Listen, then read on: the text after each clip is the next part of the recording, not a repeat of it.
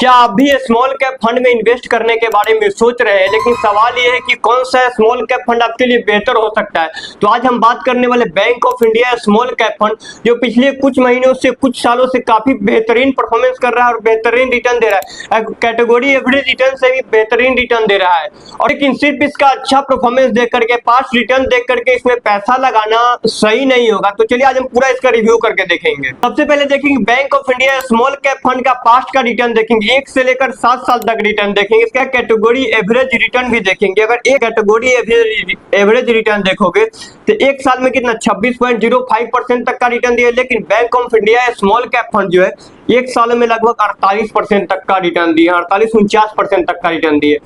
अगर इसका 2 साल का देखेंगे तो 2 साल में कैटेगरी एवरेज रिटर्न मतलब अदर फंड किस प्रकार से रिटर्न दिए तो 14.13% तक का रिटर्न दिए। लेकिन ये फंड जो है bank of India small cap fund लगभग 24% रिटर्न दिए। मतलब कैटेगरी एवरेज रिटर्न से ये लगभग 10% ज्यादा रिटर्न दिया है। अगर इसका 3 साल का देख लेंगे तो 3 साल में कैटेगरी एवरेज रिटर्न जो है किस प्रकार से रिटर्न दिए 14% का मात्र रिटर्न दिए। लेकिन ये फंड लगभग 21.41% तक का रिटर्न दिए। अगर 4 साल का इसका देखेंगे तो पिछले 4 सालों में किस प्रकार से रिटर्न दिए bank of India small cap fund, तो 4 साल में इसका कैटेगरी एवरेज रिटर्न कितना था 17.27% तक का। लेकिन अभी इसका प्रेजेंट टाइम मतलब 4 सालों में bank of India small cap fund कितना परसेंट रिटर्न दिया है तो लगभग 23.45% तक का रिटर्न दिया। अगर 5 साल का देखेंगे तो 5 साल में कैटेगरी एवरेज रिटर्न इसका कितना था 17.46। लेकिन ये फंड कितना रिटर्न दिया लगभग 22.64% तक का रिटर्न दिया।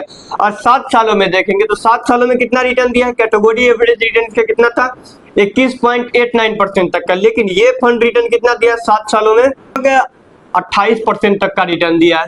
मतलब कैटेगरी एवरेज रिटर्न से लगभग ये ज्यादा, लगभग 10%, 12%, 15% के हिसाब से ये ज्यादा रिटर्न दिए। ये तो एसआईपी का देख लिया। अब लमसम का देखते हैं। लमसम का देखेंगे 1 महीने से लेकर के 7 साल तक लमसम का देखेंगे तो पिछले 1 महीने के अंदर में कैटेगरी एवरेज रिटर्न जो है लमसम कितना दिया है 2.73% तक का। लेकिन ये फंड कितना रिटर्न दिया है लमसम में 4.11% तक का। अगर 3 महीने का देखेंगे तो 3 महीने में कैटेगरी एवरेज रिटर्न इसका कितना दिया है 12.31% तक का। लेकिन ये फंड कितना रिटर्न दिया 17.47% तक का। अगर 6 मंथ का देखेंगे तो 6 मंथ में कैटेगरी एवरेज रिटर्न कितना दिया है इसका 16.77। लेकिन ये फंड कितना दिया है 31% तक का, लगभग 32% तक का।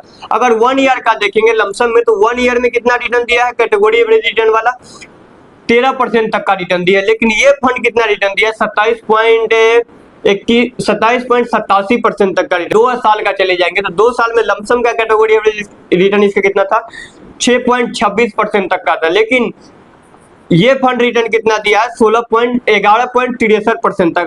अगर 3 साल का कैटेगरी एवरेज रिटर्न इसका देखेंगे तो 3 साल में 18.09% तक का दिया है कैटेगरी एवरेज रिटर्न वाला। लेकिन ये फंड कितना दिया है 24.16% तक का दे दिए, 24.16% तक का रिटर्न दिया। अगर इसका 4 साल का देखें तो 4 साल में कैटेगरी एवरेज रिटर्न वाला कितना फंड दिया है लगभग 20% मतलब 19.39% तक का। लेकिन ये फंड कितना रिटर्न दिया है लगभग 23.62% तक का रिटर्न दिया है। 5 सालों में इसका देखेंगे तो 5 सालों में लमसम में कितना दिया है 17.47% तक का। लेकिन ये फंड रिटर्न कितना दिया है 21.37% तक का रिटर्न दिया है।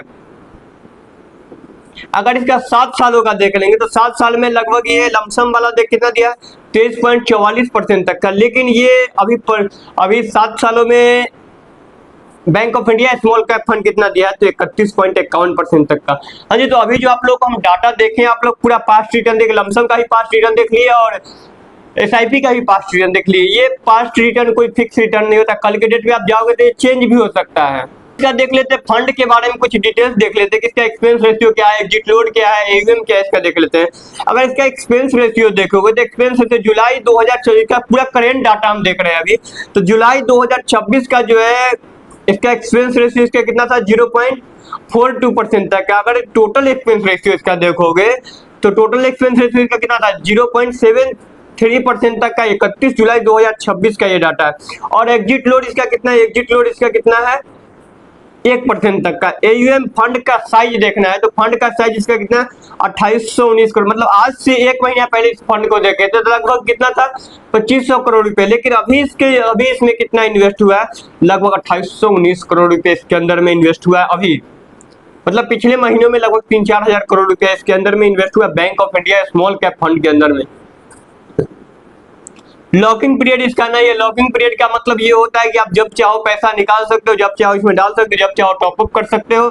लॉकिंग पीरियड इसका नहीं है। फंड का एज का मतलब ये हो गया कि आप कितना वर्ष पुराना ये फंड है, तो फंड का एज लगभग 7 साल 8 महीने है। और ये फंड का मतलब 28 नवंबर 2018 को ये लॉन्च हुई थी, वो दिखा रहा है यहाँ पे।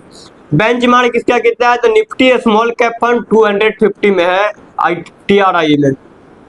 और इसका इन्वेस्टमेंट अमाउंट देख लेंगे। Bank of India small cap fund में आप SIP कर सकते हो 1000 रुपए से और लमसम कर सकते हो 5000 रुपए से। SIP का मतलब हो गया सिस्टमेटिक इन्वेस्टमेंट प्लान।